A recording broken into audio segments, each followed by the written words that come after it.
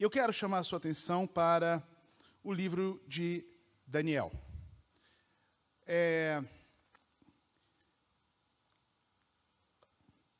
Nesses últimos dias,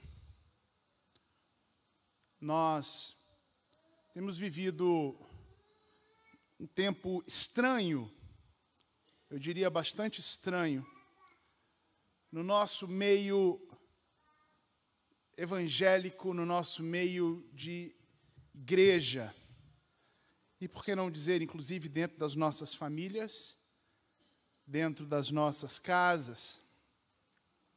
Uma situação que vem se arrastando já há algum tempo.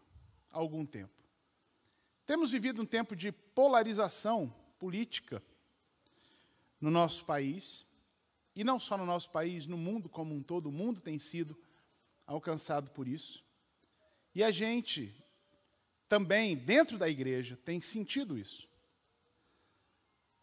O apóstolo Paulo, escrevendo aos Gálatas, no capítulo 5, no verso 15, ele diz: rapaz, se vocês vão ficar se mordendo desse jeito, é melhor tomar cuidado para que não se devorem. Como pastor desta comunidade e de um ministério que o Senhor tem confiado a nós, eu me sinto na responsabilidade de trazer uma palavra pastoral para esta comunidade, para esta igreja e para aqueles que estão aqui nos assistindo e cultuando conosco. Porque, de verdade, eu tenho certeza que não é isso que Deus quer para nós. Deus não quer que a gente se devore. Deus não quer que a gente se morda. Deus não quer que a gente se agrida. Deus não quer que a gente se afaste. Muito pelo contrário. A igreja do Senhor Jesus Cristo, a oração de Jesus pela sua igreja, ele diz: Pai, que eles sejam um.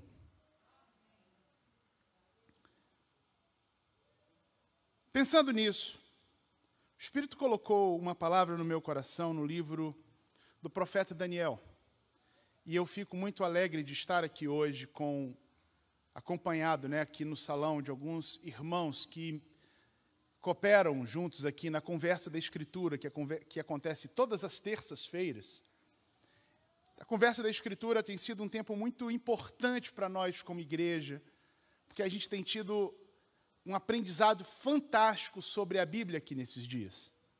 Se você ainda não veio, se você ainda não assistiu, precisa assistir. Alguém me perguntou: pastor, por que a gente não tem mais o culto de doutrina na igreja? Eu respondi para essa pessoa: meu querido, se falar da Bíblia purinha, como ela não é doutrina, eu não sei mais o que é doutrina. Nesta igreja nós temos observado com cuidado as Escrituras. E a gente tem analisado os textos que vamos ler na semana ainda. A gente tem um roteiro de leitura bíblica. E a gente sempre fala aqui, nesse ano nós estamos falando de aspectos de salvação e profecia, também falamos de aspectos de ética e santificação, e também de algumas coisas sobre o contexto sociocultural. De uma certa forma, hoje eu queria falar sobre todo o livro de Daniel, nessa nossa meditação. Prometo que eu não vou exaurir o livro de Daniel, até porque não dá. Deixa para a conversa da Escritura, que vai acontecer ali na frente. Nós vamos ler na nossa leitura sequencial da Bíblia o livro de Daniel a partir do dia 7 de setembro, que é uma quarta-feira. Então, a conversa da Escritura para falar do livro de Daniel deve ser do dia 6, se não me engano. Mas eu hoje quero fazer um panorama no livro de Daniel, e aí a gente pode colocar o de abertura, o primeirão de abertura aí, fazer essa reflexão sobre os agentes do reino de Deus nos sistemas mundanos. Os agentes do reino de Deus nos sistemas mundanos. Quero ler com você no capítulo 7 do livro de Daniel, mas eu realmente sugiro que você mantenha a sua Bíblia aberta no livro de Daniel, porque a gente vai passar por ele todo. Ok? No capítulo 7, quero ler os versos 9 e 10 com você. Diz assim a Escritura: Continuei olhando até que foram postos uns tronos. E o ancião de dias se assentou, sua roupa era branca como a neve, e os cabelos da cabeça eram como a lã pura, o seu trono eram chamas de fogo, e as rodas do trono eram fogo ardente. Um rio de fogo manava e saía de diante dele, milhares de milhares o serviam, e milhões de milhões estavam diante dele. Foi instalada a sessão do tribunal e foram abertos os livros. Pule para o verso 13.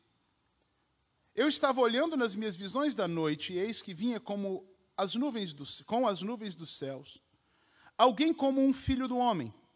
Ele se dirigiu ao ancião de dias, e o fizeram chegar até ele, e foi-lhe dado o domínio, a glória e o reino, para que as pessoas de todos os povos, nações e línguas o servissem. O seu domínio é domínio eterno, que não passará, e o seu reino jamais será destruído. Amém. A história do livro de Daniel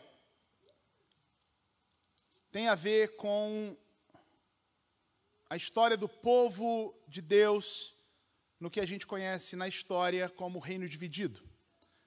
Quando o povo de Israel saiu do Egito, esse povo que é a descendência de Abraão, Isaque e Jacó, que é Israel, eles saem do Egito como um grande grupo, não tem essa identidade nacional, Deus trata com eles no deserto, eles recebem as leis de Deus, entram na terra prometida, ainda não são exatamente um reino, eles são várias tribos que se juntam com um propósito comum e com o Deus de Israel como o Deus de todos eles. Cerca de 500 anos, vamos colocar aí, 450 anos, 400, 500 anos depois de que entraram, então aparece a monarquia em Israel com os reis Saul, Davi e Salomão. Nesse tempo, esses três reis reinam sobre todo o Israel. Mas o filho de Salomão, Roboão, não tem habilidade para manter o Reino Unido e o reino se divide. Aquele reino que já não era lá essa grandeza toda, que já não era esse tamanho todo, se divide em dois. O reino do norte, chamado Israel a partir de então, e o reino do sul, chamado Judá. Com alguns anos de história, o reino do norte é levado cativo pela Assíria e disperso entre as nações.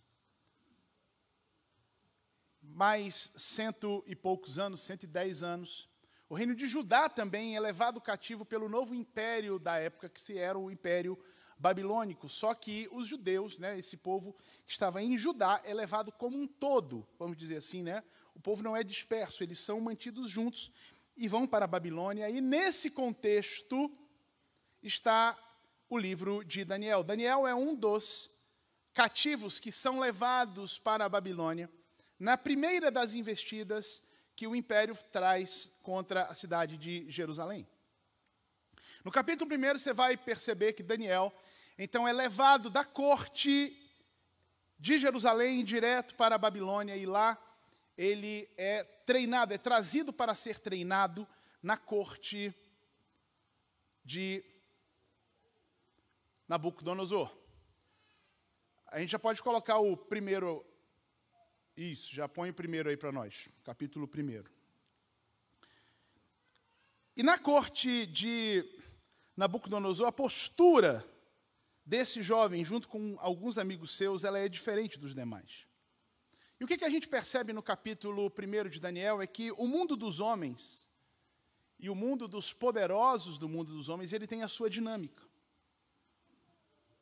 Um dia Daniel estava em Jerusalém, no dia seguinte, vamos dizer assim, ele estava em Babilônia. Num dia ele estava junto dos seus, no dia seguinte ele estava em terra estrangeira.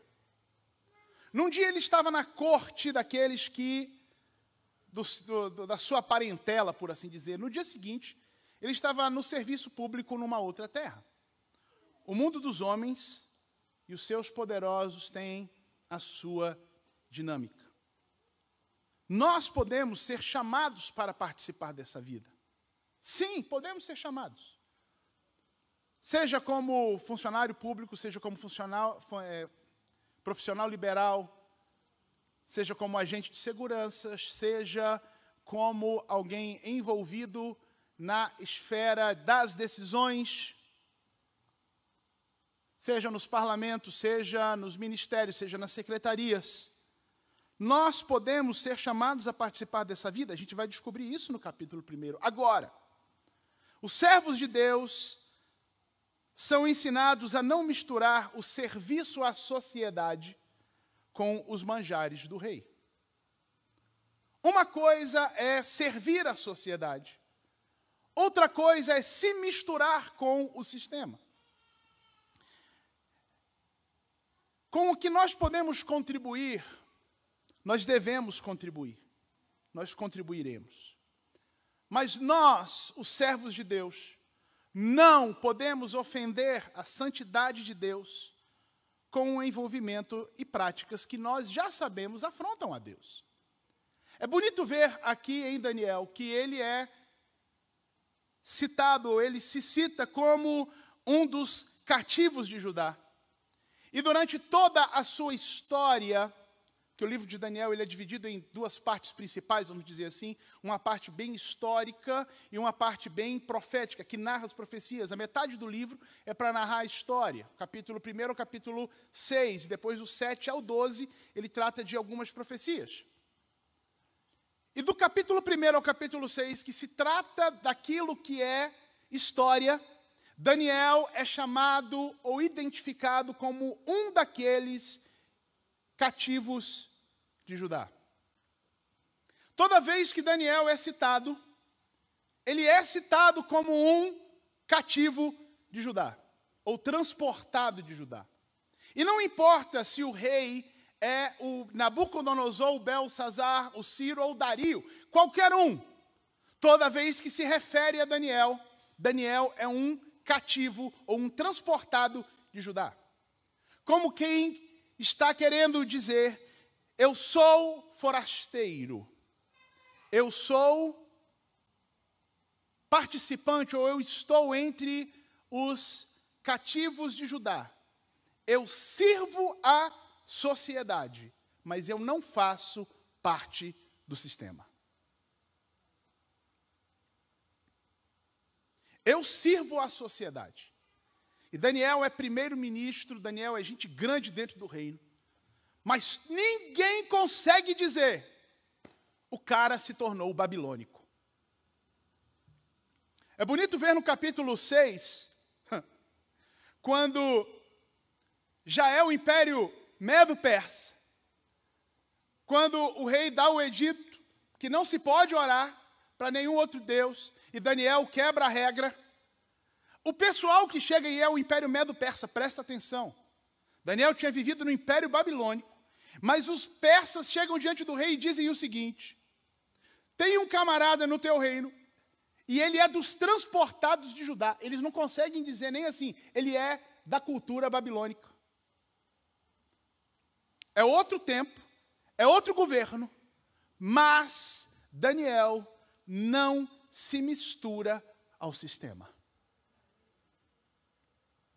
Eu sirvo à sociedade, mas eu não como o manjar do rei.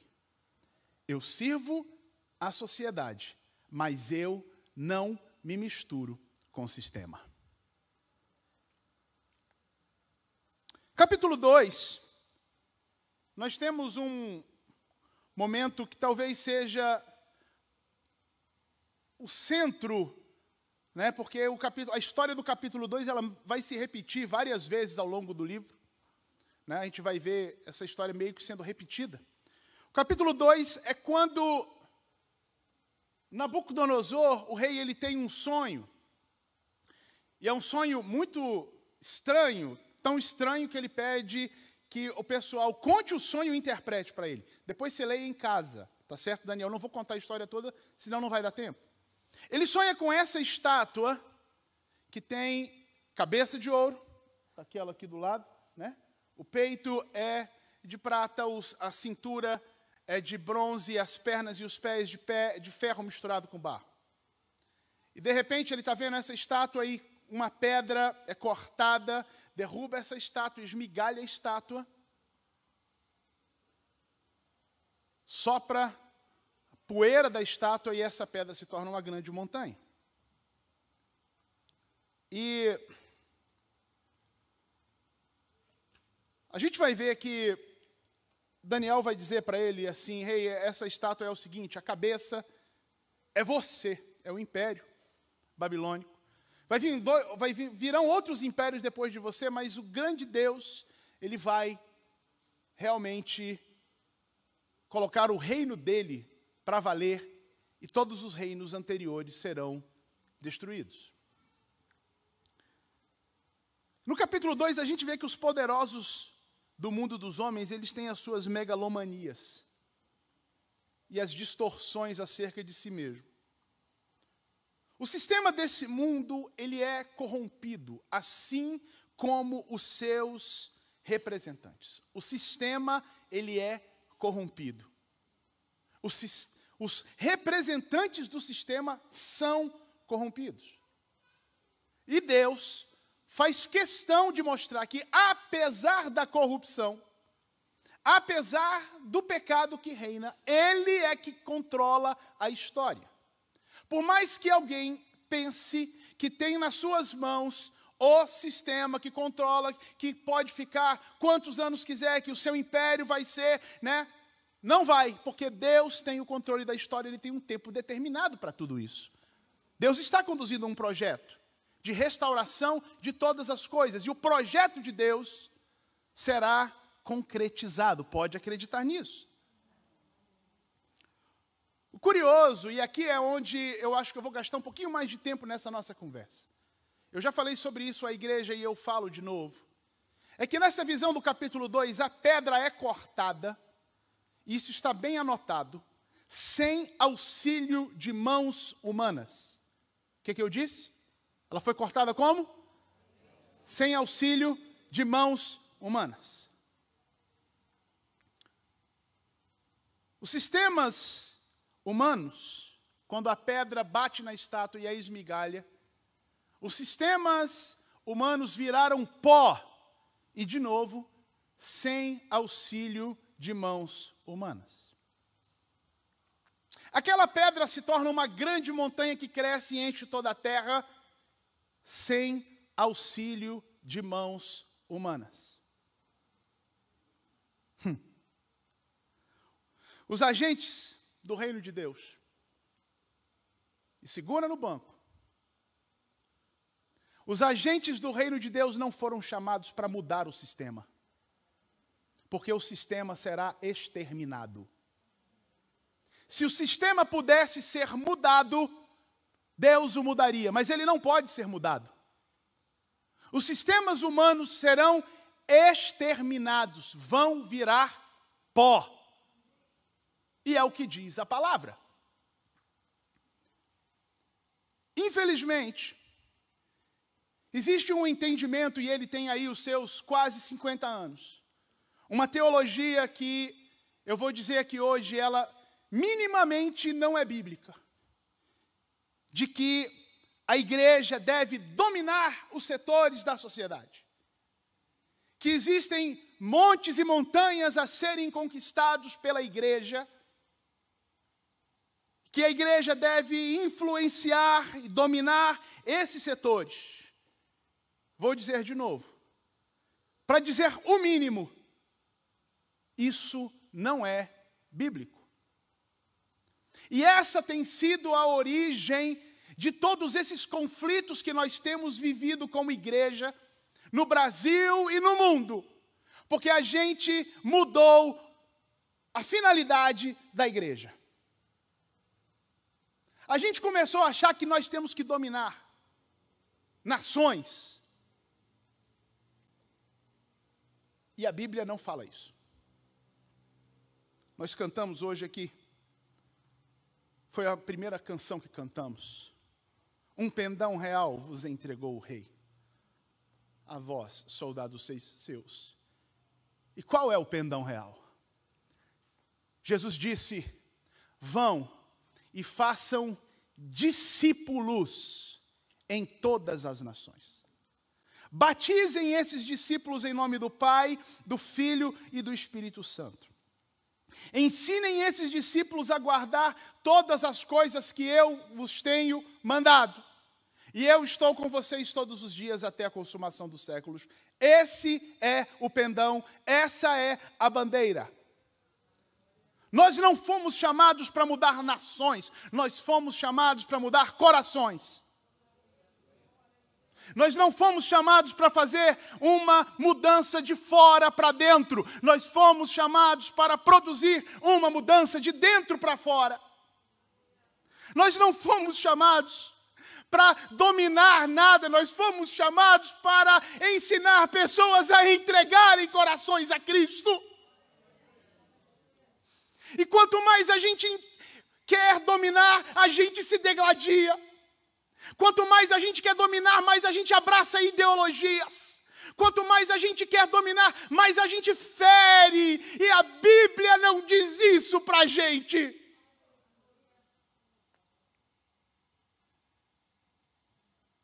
Está errado.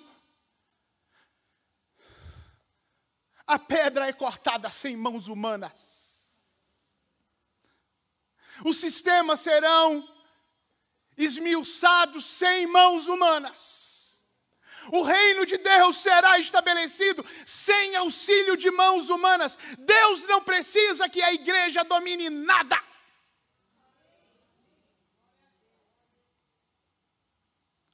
A ordem para nós é fazermos discípulos, mas enquanto a gente se morde, a gente não ensina nada para ninguém. Enquanto a gente se mata, a gente afasta as pessoas. Enquanto a gente se ataca, ninguém quer ficar perto da gente. Não foi isso que Jesus falou, me desculpa.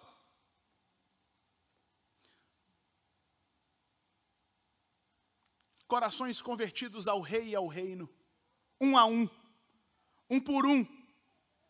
Corações convertidos vão mudando atitudes e mudando as nações e a história. Sabe, gente?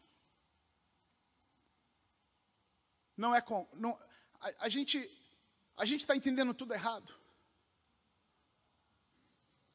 Nós não temos que dominar nada. E quando a gente quer dominar, a gente acha que nós temos o discurso. Porque aí eu posso querer dominar do meu jeito e você do seu.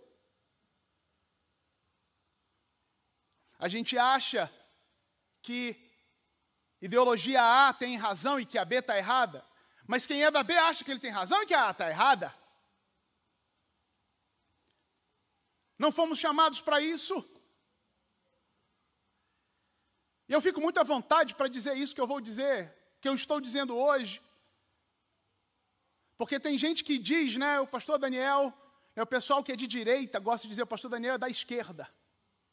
E o pessoal da esquerda gosta de dizer o pastor Daniel é da direita. Sabe por quê? Porque como pastor dessa igreja eu serei bíblico, porque eu já entendi que não é papel da igreja mudar a sociedade. Não é o nosso papel. A gente serve sem se misturar com o sistema. A gente serve a sociedade sem comer manjar do rei. A gente não precisa disso. Não é a direita que vai salvar. Não é a esquerda que vai salvar. Não é a monarquia que vai salvar. Não é a república que vai salvar. Não é o império que vai salvar. Não é o aglomerado de tribos que vai salvar. A salvação tem nome. O Salvador tem nome. A vida tem nome. E a transformação tem nome.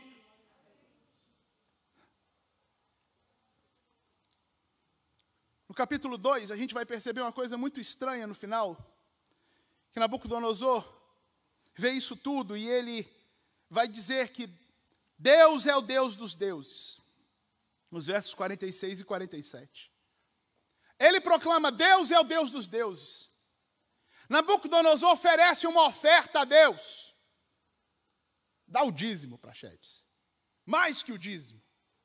Porque é para honrar a Deus. E quando você chega no capítulo 3, você percebe que aquilo tudo foi jogo de cena.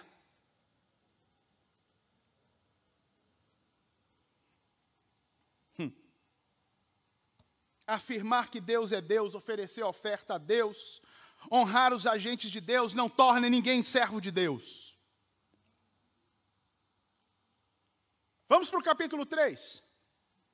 No capítulo 3, a megalomania se estabelece de forma concreta. Porque a estátua que Nabucodonosor sonhou que tinha cabeça de ouro, ele acha que é insuficiente ser a cabeça de ouro. E ele constrói uma estátua de 27 metros de altura, toda de ouro. Porque para ele, ser cabeça de ouro é pouco. Porque aos poderosos do sistema deste mundo, qualquer ser cabeça é pouco.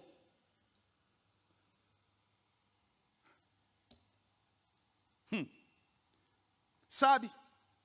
Capítulo 3, essa estátua está erguida. E todo mundo tem que adorar a estátua. E eu vou dizer uma coisa para você. Que eventualmente, apesar de toda a boa convivência, de toda a oferta e todo o edito real para se dizer que Deus é o Deus dos deuses, toda a liberdade, toda a admiração, o sistema e os seus poderosos vão exigir que adoremos os seus deuses.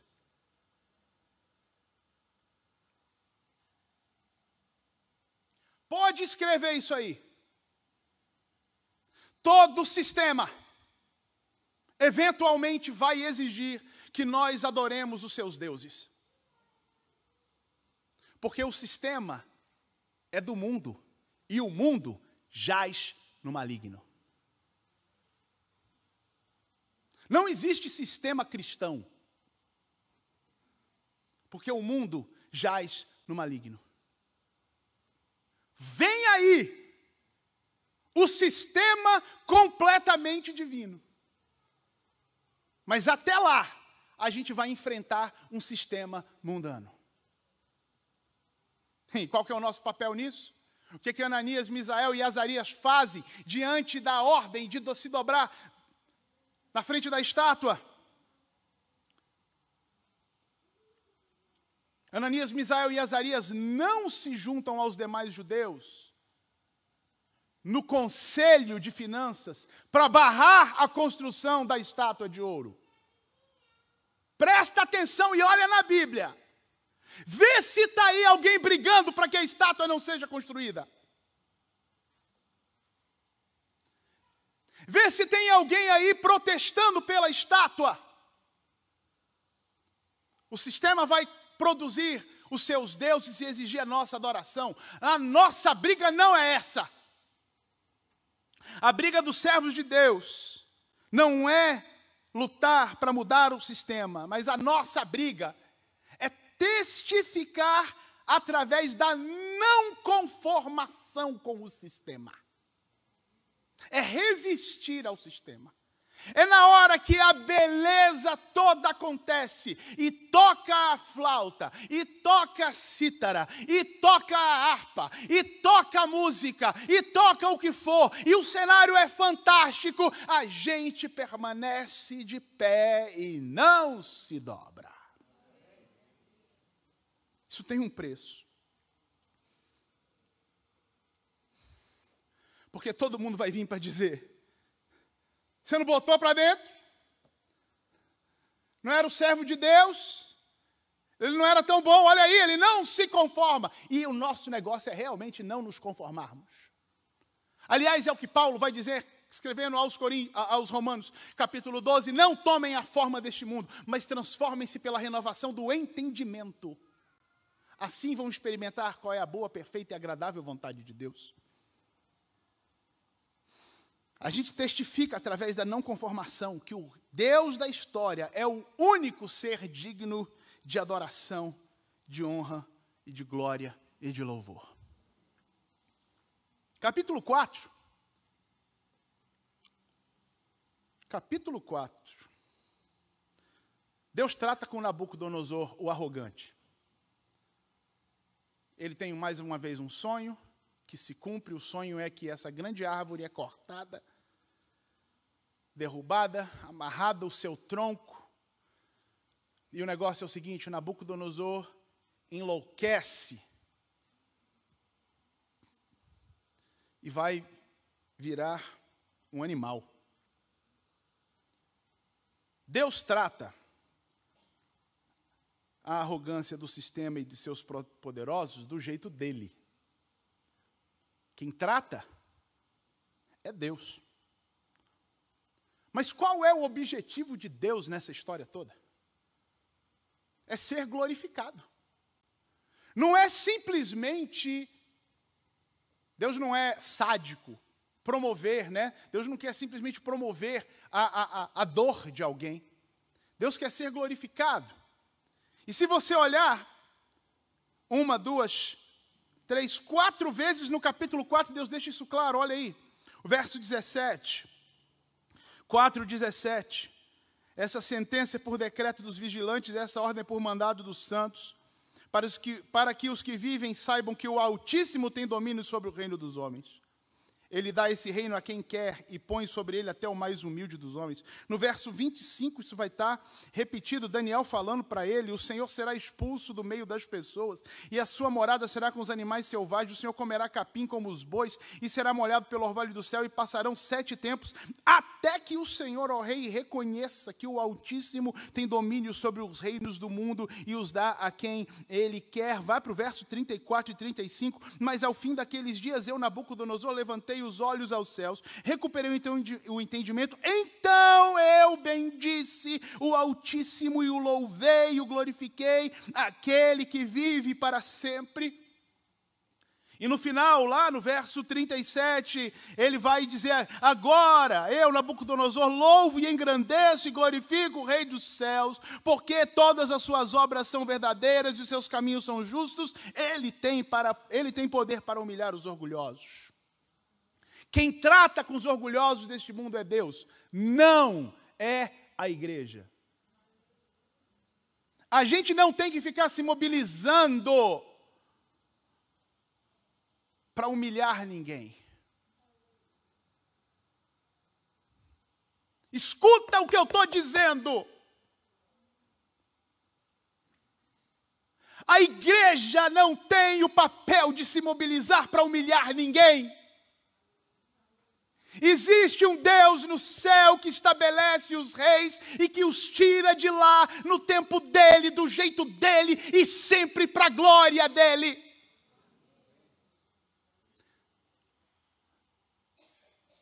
Servos de Deus vão falar dos valores do reino, vão avisar os arrogantes. Olha só como é que Daniel fala para Nabucodonosor no verso 27. Portanto, ó rei, aceite o meu conselho. Olha aí, pastor Davi, você que gosta tanto de Miqueias, capítulo 9, não é isso? Abandone os seus pecados, pratique a justiça, acabe com as suas iniquidades, use de misericórdia para com os pobres. O discurso da igreja é esse: no meio dessa sociedade, a gente não se junta para amaldiçoar ninguém, a gente não se junta para humilhar ninguém, a gente se junta para proclamar os valores do reino de Deus.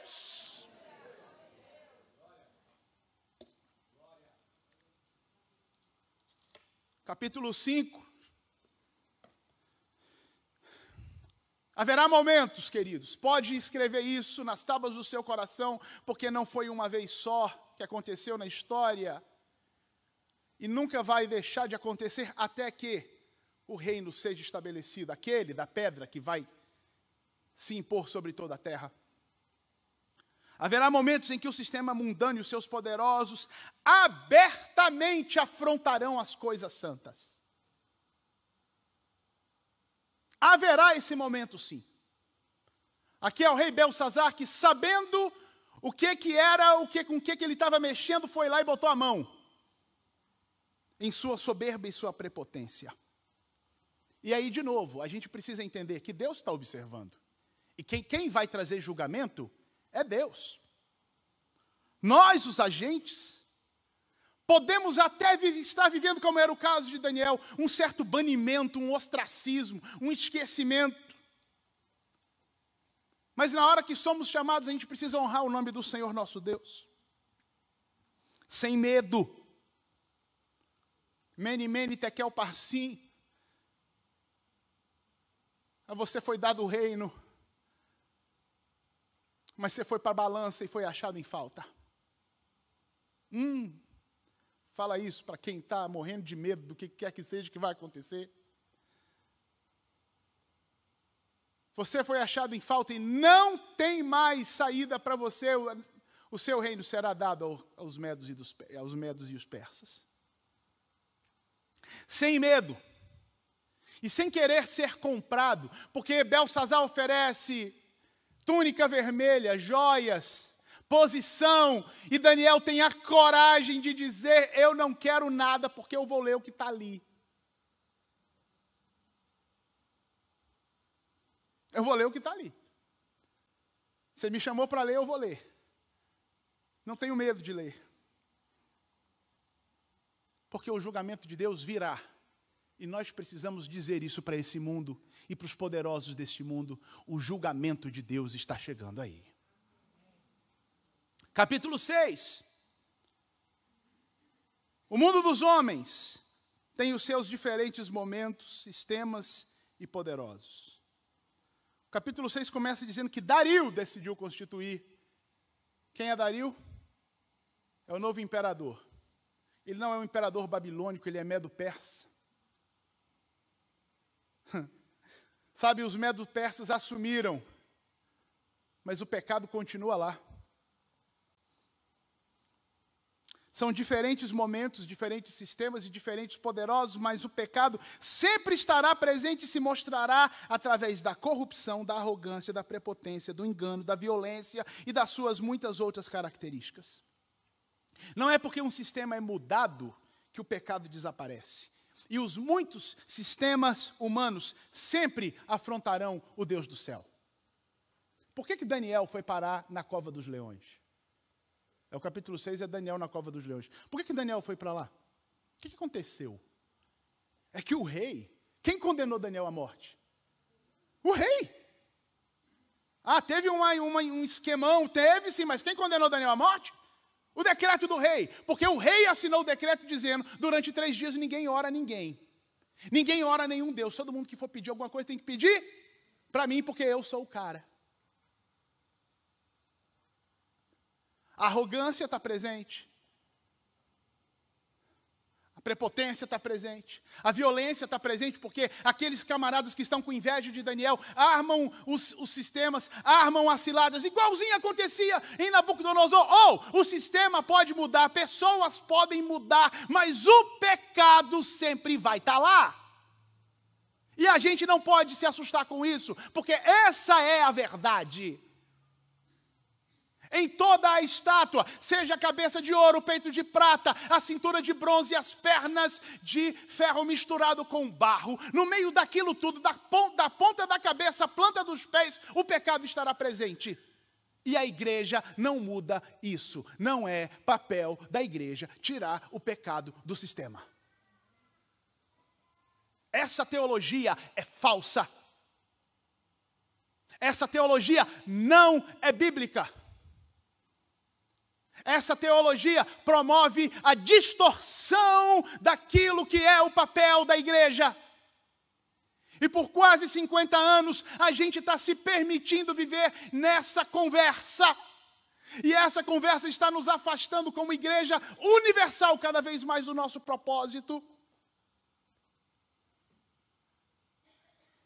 Não estamos aqui para dominar nada. O mundo dos homens sempre será contaminado pelo pecado. Agora, os agentes do reino vão continuar cumprindo com a missão que lhes foi passada pelo rei. Porque Daniel estava orando, estava intercedendo, estava testemunhando. Seja o sistema tolerante ou intolerante, e na verdade o sistema se mostrará eventualmente intolerante, pode acreditar nisso, porque o sistema não se dobra a Deus. O que é que eu disse?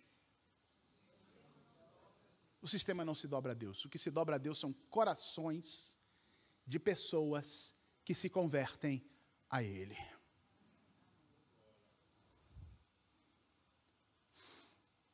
Vem aí então a série de visões dos capítulos 7 a 12.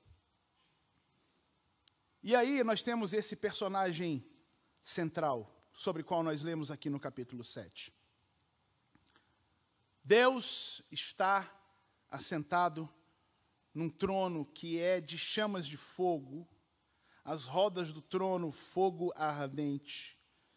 Dele sai esse rio de fogo, milhares e milhões de milhões estavam diante dele. O personagem central da história é Deus. Em toda essa profecia, nós vamos ver Deus agindo. Em toda essa profecia, nós vamos ver Deus conduzindo a história, conduzindo o seu projeto de restaurar todas as coisas.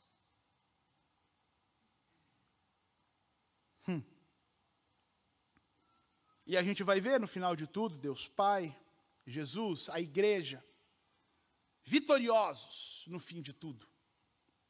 Jesus vence e os seus santos recebem a posse do reino. Jesus já venceu. A nossa vitória é certa. Mas ainda o reino não está estabelecido. Ainda o reino não está estabelecido. Pode acreditar, né, Sérgio? Pastor Sérgio Host, o nosso escatologista aqui da igreja, né? O nosso bambambam escatologia aqui da igreja. Né? Pode acreditar, o reino vem aí, o rei está vindo.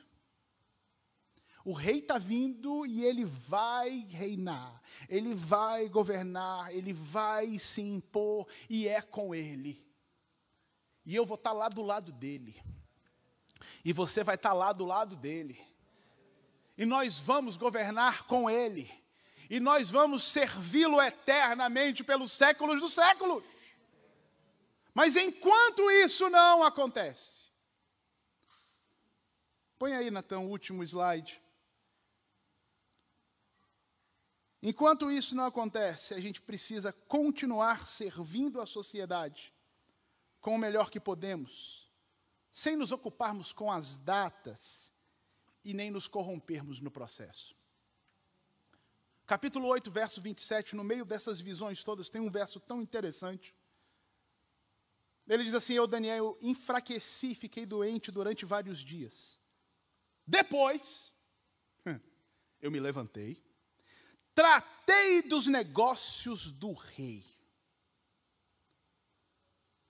A gente vai continuar servindo. Nossa esperança é a sua vinda. O Rei dos Reis vem nos buscar. Nós aguardamos Jesus ainda, até a luz da manhã raiar. Enquanto isso não chega, a gente está tratando dos negócios da sociedade, porque nós seremos bênção para a sociedade. Mas não vamos comer manjar do rei. Nós vamos continuar intercedendo pelo povo de Deus e pela sociedade. Nós queremos ver cumpridos os desígnios do Senhor. O capítulo 9 é todo dedicado, né, a esse momento de oração de Daniel. Daniel está orando, intercedendo pelo seu povo, e vem essa resposta de Deus para dizer o que vai acontecer. A profecia das 70 semanas está no capítulo 9, porque Daniel estava intercedendo. Não aconteceu ainda, mas a gente continua intercedendo. Capítulo 10 tem esse momento fantástico. Ainda não aconteceu, mas eu já consigo contemplar. Daniel contempla a glória do Senhor, dá atenção ao seu comando, recebe dele a força necessária para continuar a sua missão profética de anunciar a realidade do reino e a mensagem de esperança, apesar de tudo que está por aí. Então Daniel está adorando no capítulo 10. Daniel contempla, vê, dá atenção a isso. Olha aí que coisa linda. Depois você vê em casa os versículos 4 a 9. Ele perde a força porque o ser é fantástico. Queridos, Jesus é lindo, Jesus é tremendo, Jesus é glorioso. Nós devemos sim adorá-lo, ele merece. Ele é o único que merece a nossa adoração. Quando o adoramos, ele nos dá força. Quando nós o adoramos, ele nos revigora. Quando nós o adoramos, ele nos inspira. E a gente vai para frente, e a gente vai fazer, a gente vai anunciar. Essa é a missão da igreja. A gente vai adorar, a gente vai anunciar, a gente vai servir, a gente vai interceder. A gente vai interceder. E o mundo vai continuar sendo mau. Capítulo 12, no seu finalzinho, diz assim: os ímpios continuarão na sua impiedade, e nenhum deles entenderá, porque as coisas espirituais são discernidas espiritualmente. Os ímpios continuarão ímpios, ninguém vai mudar nada aqui. Vem aí o rei. Maranata. Maranata. Maranata. E o que nos une aqui, igreja, é a certeza de que estamos indo para um mesmo lugar, para um mesmo destino, que é uma pessoa. Estamos voltando para o nosso Deus e Pai, estamos voltando para o nosso Salvador, e entre nós não pode haver divisão, porque a mensagem que nós devemos proclamar não pode ser dividida.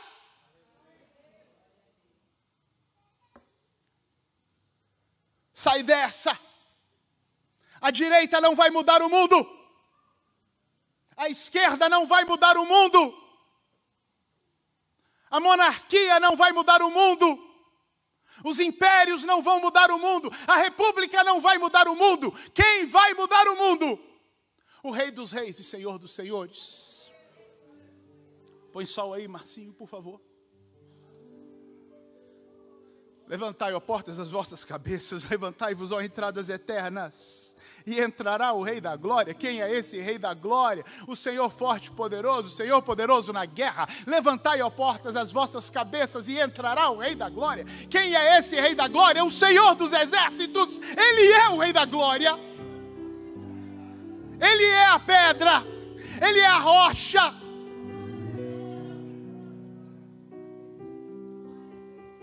Fique em pé comigo. Maranatas. Vem, Senhor Jesus. Vem, Senhor Jesus. Vem, Senhor Jesus. Ora, vem, Senhor Jesus. A nossa esperança está no Senhor. A nossa esperança está em Ti. Tu és o Deus da história, Tu és o Senhor das nações, Tu és o grande ancião de dias, Tu és o Deus da nossa vida. Ó Deus, perdoa-nos, perdoa-nos, perdoa-nos. Perdoa-nos por achar que a gente ia fazer algo que o Senhor não disse para a gente fazer. Perdoa-nos porque a gente agrediu, e a gente tem agredido, e a gente tem separado, e a gente tem machucado. Perdoa-nos, Senhor. Perdoa-nos e dá-nos a enxergar o que o Senhor tem para nós. Dá-nos levar a Tua mensagem, a mensagem de salvação para os que ainda não foram alcançados. Dá-nos alcançar corações. Trabalha, Senhor, através de nós. Tu és bom, a Tua salvação é gloriosa, a Tua salvação é fantástica, a Tua salvação é amor puro por nós, é justiça Tua em Cristo por nós. Ó Deus, temos tanto para celebrar. Perdoa-nos por nos mordermos, perdoa-nos por nos agredirmos, perdoa-nos por nos machucarmos. Essa é a Tua noiva, Nós somos a tua noiva, Senhor. É fato que a gente não suporta mais tanta injustiça, mas nós te adoramos nesta noite e te pedimos, dá-nos a força como igreja para resistirmos os ataques do sistema. Dá-nos a graça como igreja para nos posicionarmos como corpo teu. Dá-nos o poder do Espírito Santo para mostrar a tua obra em nós, o amor, a alegria, a paz, a longanimidade, a benignidade, a bondade, a fidelidade, a mansidão e o domínio próprio. Dá-nos, Senhor, viver esta vida que te agrada. Dá-nos, Senhor, a condição de irmos além, para dizer para este mundo que vem aí o Rei dos Reis, que vem aí o Senhor dos Senhores, que Ele vai governar sobre tudo e que a justiça imperará.